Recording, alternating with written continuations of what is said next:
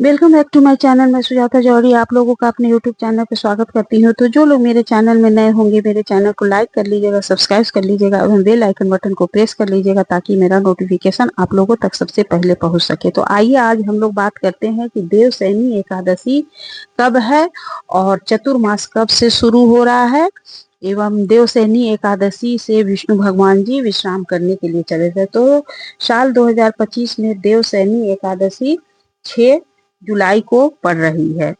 तो आषाढ़ शुक्ल पक्ष की एकादशी को देवशयनी एकादशी कहते हैं। इस दिन से भगवान विष्णु शयन काल शुरू हो जाता है, इसलिए इसे देवशयनी एकादशी कहते हैं। देवशयनी एकादशी के 4 माह के बाद भगवान विष्णु प्रबोधनी एकादशी, जिसे कि देव उठनी एकादशी कहते हैं, उस दिन जागते हैं। तो देवशयनी एकादशी इस बार आपका 6 जुलाई दिन रविवार को है और एकादशी व्रत का पारण 7 जुलाई को सुबह 5:15 से लेकर 7:58 तक है। तो देखिए देवशयनी एकादशी में हमें जब चतुर्मास शुरू हो जाता है, इन 4 महीनों में हमें क्या क्या कार्य नहीं करने चाहिए और क्या कार्य करने चाहिए। तो देखिए देवशयनी एकादशी के दिन से विष्णु भगवान जी विश्राम के लिए चले जाते हैं और अपना भार वो भोलेनाथ को दे जाते हैं और सावन का महीना शुरू हो जाता है। सावन का महीना बहुत ही पावन महीना है। इस महीने में देखिए 4 मास में आपका शुभ कार्य बंद रहेगा और शुभ कार्य में जो कार्य है जैसे कि शादी विवाह हो गया, मुंडन हो गया, गृह प्रवेश हो गया, अन्नप्राशन हो गया, ये सब कार्य बंद रहेगा। और बाकी जो पूजा पाठ है, आपको सत्यनारायण भगवान की कथा सुननी है या फिर किसी का एंगेजमेंट करना है, तो ये सब कार्य सावन के महीने में होता है क्योंकि सावन का महीना बहुत ही शुभ महीना होता है। तो इस तरह से देखिए विष्णु भगवान विश्राम करने चले जाते हैं, लेकिन पूजा पाठ इस समय से भक्ति बढ़ जाती है और सभी त्योहार इन्हीं 4 महीने में ही आती है। और जब भगवान देव उठनी एकादशी को जागते हैं तो देव उठनी एकादशी कार्तिक के महीने में एकादशी पड़ती है, जिसे कि प्रबोधनी एकादशी भी कहते हैं। तो उस दिन से सभी शुभ कार्य शुरू हो जाते हैं, जैसे कि शादी विवाह हो गया, ये सब कार्य शुरू हो जाते हैं। तो हमें देवशयनी एकादशी का व्रत करना चाहिए और जो लोग नया व्रत उठाना चाहते हैं वो देवशयनी एकादशी से व्रत नहीं उठा सकते हैं, क्योंकि देवशयनी तो जिनको भी एकादशी का नया व्रत उठाना हो वो देवशयनी एकादशी से व्रत नहीं उठाते हैं, क्योंकि देवशयनी एकादशी से तो विष्णु भगवान विश्राम करने चले जाते हैं। इसलिए जिन्हें भी व्रत उठाना है तो प्रबोधनी एकादशी, देव उठनी एकादशी से व्रत उठाइएगा। और देव उठनी एकादशी के दिन ही देखिए तुलसी विवाह होता है। साल भर में तुलसी जी को एक दिन ही सिंदूर लगता है, वही एक दिन होता है जिस दिन की तुलसी जी की शादी होती है।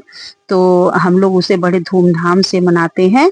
और देखिए यदि एकादशी का व्रत रहना है तो एकादशी व्रत का नियम ये है कि हमें दशमी के दिन से लेकर द्वादशी तक नियम से चलना होता है। तो दशमी को हमें नहान खान करना होता है। नहान खान के दिन हमें लहसुन प्याज नहीं खाना चाहिए और चावल बैगन का उस दिन उपयोग नहीं करना चाहिए एवं शाम को मतलब जल्दी से खा लेना चाहिए। और एकादशी के दिन हमें व्रत रहना है। व्रत रख करके हमें विष्णु भगवान की पूजा करनी है, लड्डू गोपाल की पूजा करनी है।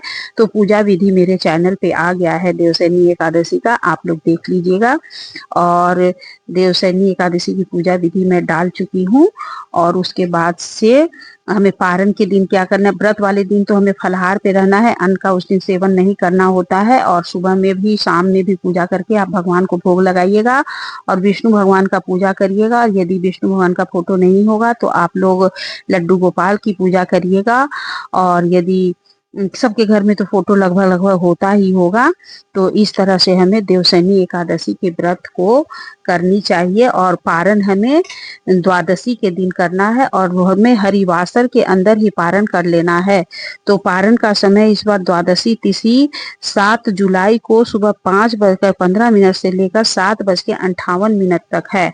तो पारण करने का नियम देखिए क्या है। पारण करने का नियम है कि हमें सबसे पहले पारण का जो समय है उसी समय के अंदर हमें सबसे पहले हाथ में एक तुलसी दल लेकर जल से हमें उसे ग्रहण कर लेना है।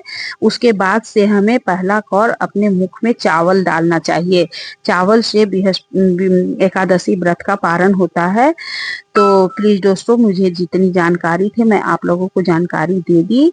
और तो आप लोगों को जिसको भी मेरा चैनल अच्छा लगता होगा वो लोग मेरे चैनल को लाइक कर लीजिएगा, सब्सक्राइब कर लीजिएगा एवं बेल आइकन बटन को प्रेस कर लीजिएगा। और सभी को देवशयनी एकादशी की ढेर सारी शुभकामनाएं।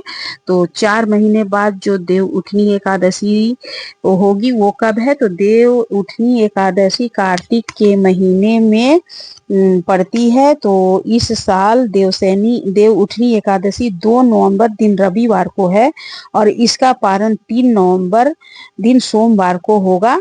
तो पारण का समय मैं देखिए आप लोगों को देव उठनी एकादशी का भी पारण समय बता दे रही हूँ। 6:05 से लेकर 8:19 तक के बीच हमें पारण कर लेना है।